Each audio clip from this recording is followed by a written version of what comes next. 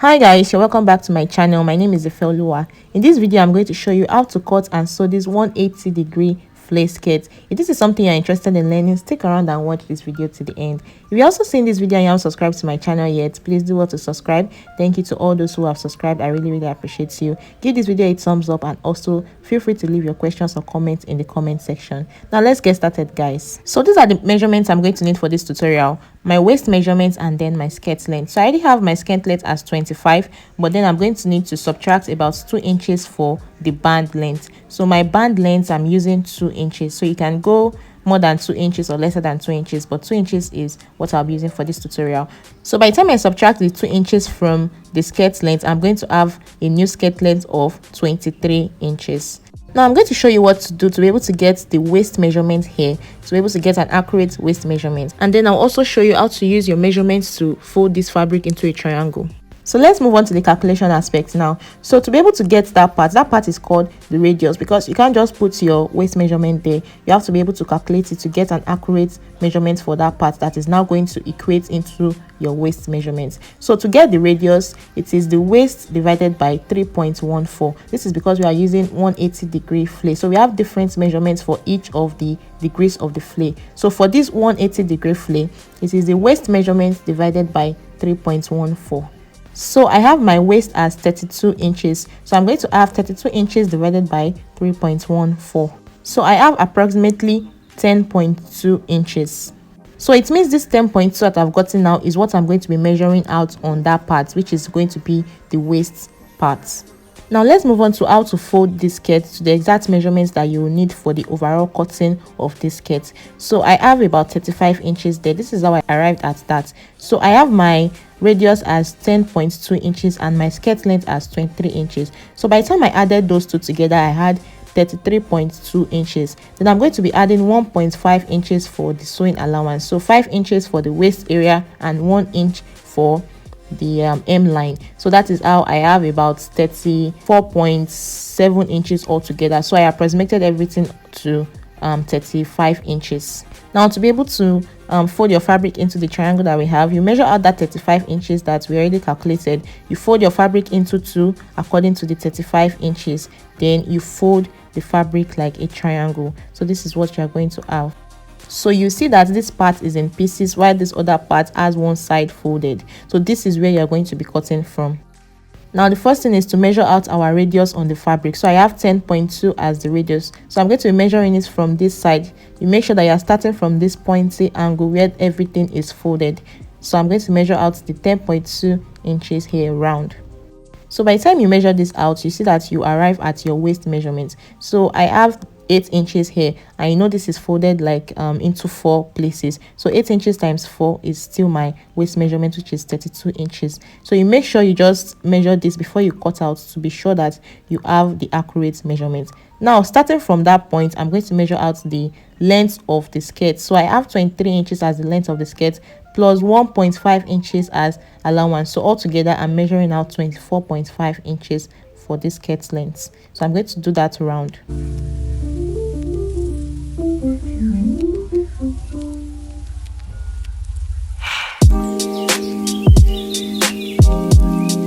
So after doing that, I'll go ahead to cut out what I have.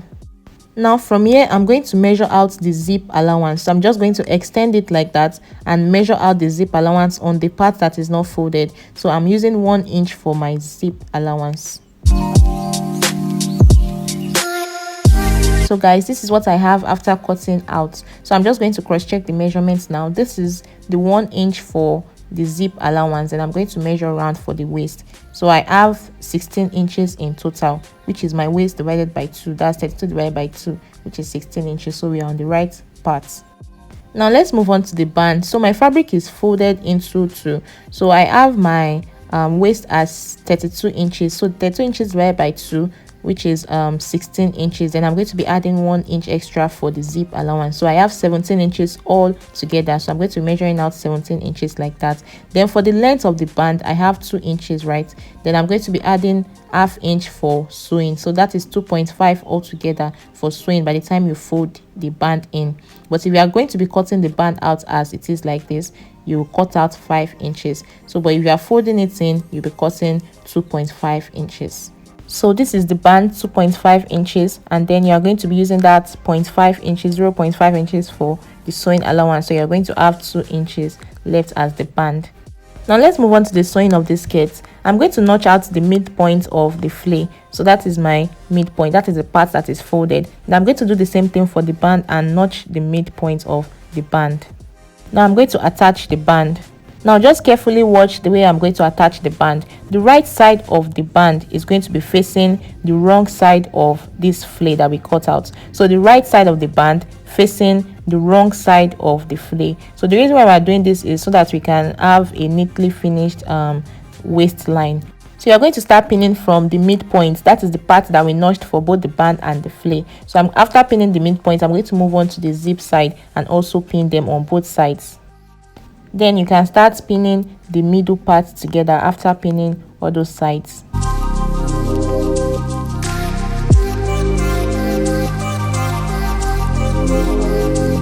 Now if you end up having excess for this, just split the fabric, so you don't have to cut it out if you don't want to. So just split it like that. So this is what I have after sewing the band like that. So you can see what I'm saying. You see how the front looks like and you see how the back looks like. So what I'm going to do now is to fold this in by 1/2 inch and use it to cover up this part. So from this zip allowance part, I'm going to start pinning towards the end. So I'm going to pin this part and also pin the midpoint and also the other parts. Then you fill in the other parts.